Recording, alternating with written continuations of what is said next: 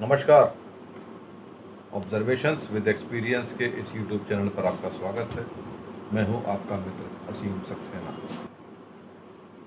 बचपन की एक घटना से आज की चर्चा का आरंभ करता हूं।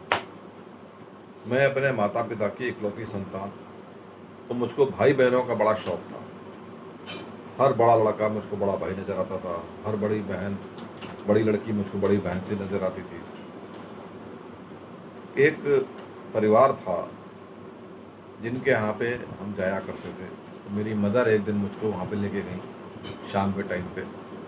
उनका एक लड़का था, उनका भी इकलौता लड़का था, मेरे से बड़ा था। मैं भैया भैया कह के उसके साथ लगा हुआ था, लेकिन वो मुझको शायद पसंद नहीं करता था, घृणा करता था हम लोगों से। क्यों करता था पता नहीं। तो मैंने पूछा भैया कहाँ है, तो मदर ने कहा कि जो भैया अंदर है, चला जा, भैया के पास चला जा। तो मैं भैया को भैया समझ के चला गया अंदर।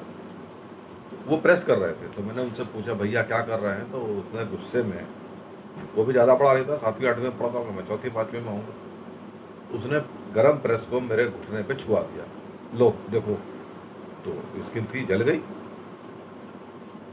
अब करने के बाद उसने महसूस किया कि शायद उसने गलती कर दी। गुस्से में तो कर गया। गुस्से में कई बारी हम गलत कर जाते हैं, फिर बाद में महसूस होता है, क्योंकि उसका यू टर्न खत्म हो जाता है। फिर वापसी नहीं है कि आप लगा के उसको अंडू कर दें। अंडू कंप्यूटर के अंदर ही होता है। उनकी मदर भी आ गई, आंटी जी। उनको भी लगा कि गड़बड़ हो गई है। अभी तो छोटा बच्चा है, जाके अपनी माँ को बताएगा। माँ किस तरीके से रिएक्ट करेगी, उसको डिफेंस भी करना है, ऑफेंस भी करना है, दोनों चीज़ें आ गई। अभी सब चीज़ें, क्योंकि छोटा सा था मैं, लेकिन अब ये सब चीज़ें मेरे को पता नहीं समझ में आ रही थी नहीं आ रही थी, लेकिन इसका जवाब कुछ और ही निकल के आया। उन्होंने क्या किया, उन्होंने बरनौल लगाई, थोड़ा सा मेरे को सलाह वगैरह, आँख से आंसू तो आ ही गए थे। फिर मैं वहाँ से उठा और अपनी मदर के पास आया। मदर ने पूछा क्या हुआ। पीछे पीछे वो माँ बेटा भी आए, इस रिएक्शन की उम्मीद में कि अब मैं रो के बोलूँगा तो माँ भड़केंगी, और भड़केंगी तो ये उसको कैसे रिएक्ट करके डिफेंड करेंगे। उनको भी तो अपने बेटे को बचाना है, तो कुछ ना कुछ तो होता है, झूठ बोल रहा होता। लेकिन इत्तेफाक देखिए, ईश्वर की क्या कृपा रही। मदर ने पूछा क्या हुआ, तो मैंने बोला कि भैया जो है प्रेस कर रहे थे, मेरे को मना कर रहे थे, लेकिन मैं माना नहीं। प्रेस मेरे पैर पे गिर गई तो मैं जल गया। ये सुन के मदर ने तो उल्टा मेरे को डांटा, क्यों नहीं सुन रहा था भैया की बात। अब उनके चेहरे जो थे वो ग्लानि से भर गए, उनको समझ में नहीं आया ये क्या बोल गया। ऐसा तो कुछ हुआ ही नहीं था, और जो उनका पाप था वो तो छुप गया। इतना उनमें साहस नहीं था कि उस पाप को स्पष्ट करके बोल पाए। साहस नहीं था उनके अंदर, कायर थे। और कुछ देर वहाँ बैठे, बैठने के बाद हम अपने वापस घर आ गए। उसके बाद मैं उनके घर कभी नहीं गया। उनकी बड़ी डिमांड है घर पे, जाहिर सी बात है, उन्होंने अपने घर में बताया होगा हस्बैंड को, जो अंकल जी थे। तो अब उनका भी साहस नहीं कि वो बताए कि उनके लड़के ने यह अपराध किया है, क्योंकि बेटा तो सभी को प्यारा होता है। मैं अकेला घर में रुक जाता था, अपने पेरेंट्स को भेज दिया करता था, और वहाँ पे ये डिमांड होती थी कि वो क्यों नहीं आया। मुझसे मिलने के लिए वो लोग मेरे घर आने लगे, मेरे को गोद में बिठाने लगे, तुम आते नहीं हो। मैंने कहा होमवर्क मिल गया था इसलिए नहीं आया। लाइकवाइज मैंने एक बार भी उनको ये नहीं बोला कि मेरे मन में आपके लिए क्या शिकायत है, कभी नहीं बोला। और वो इस बात से और ज़्यादा परेशान होते थे कि बोल क्यों नहीं रहा, क्यों नहीं बोल रहा। वो अपनी आत्मग्लानि से इतने ज़्यादा शर्मिंदा थे कि उनका प्रायश्चित का कहीं भी हिसाब बन ही नहीं पा रहा था। वो बहुत ही ज़्यादा परेशान थे। जाहिर सी बात है, घर में लड़के को डांट फटकार भी हुई होगी, सबको डांट फटकार हुई होगी, क्योंकि जो अंकल जी थे वो अफसर थे। तो अफसर का जो हिसाब किताब होता है वो बैलेंस्ड होता है, पार्शियल भी होता है, लेकिन वो दूसरे पक्ष का भी ध्यान रखते हैं। ये इस कुर्सी का गुण होता है, जो भी अफसर बनता है इस बात का ध्यान रखता है। उसको ये पता होता है कि अगर मैं कुछ कर भी रहा हूँ तो गलत कर रहा हूँ, फिर कहीं ना कहीं से वो उसको कंपनसेट भी कर देता है। भाई यहाँ पे तो इसको बचा लिया, तेरे को मैं कहीं ना कहीं से ठीक कर दूंगा, बराबर कर दूँगा, तो चिंता मत कर। तो उन्होंने भी प्रयास किया होगा।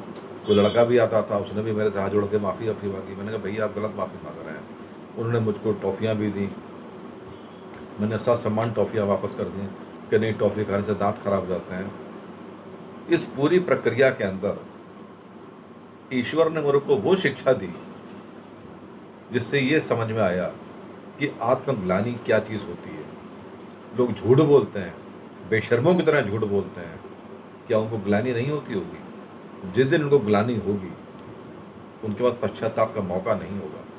पश्चाताप का मौका उसी समय होता है जब आपके आगे इमीडिएटली बोल देते कि नहीं, गलती मेरे से हुई है, मैंने इसको प्रेस लगा दी थी और इसकी गलती नहीं है। एक वही मौका था, उस मौके पे अगर वो क्षमा याचना कर देते तो शायद बात ख़त्म हो जाती, मेरे को गोद में ले लेते वगैरह वगैरह, किसी भी प्रकार से कर लेते।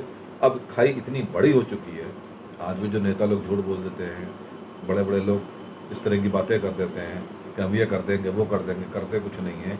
तो क्या उनको क्या लगता है कि उनकी इमेज बन रही है? वो अपने लिए खाई खोद रहे हैं और उस खाई में जब वो गिर जाएंगे तो आत्मग्लानि का वजन इतना ज़्यादा होगा कि वो बाहर नहीं निकल पाएंगे।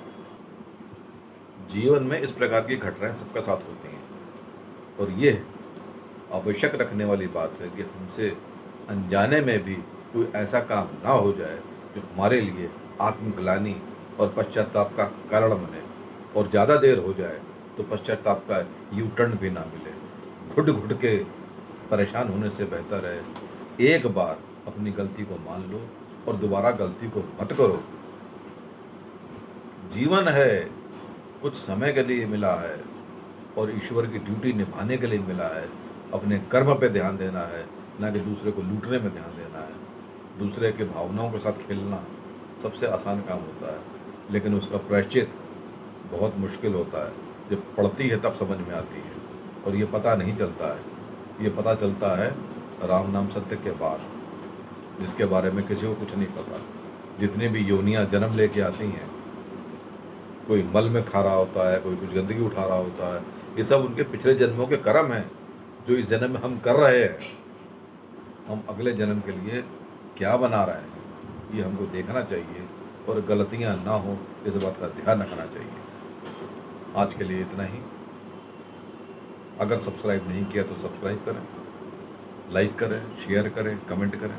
आपका दिन शुभ हो। नमस्कार।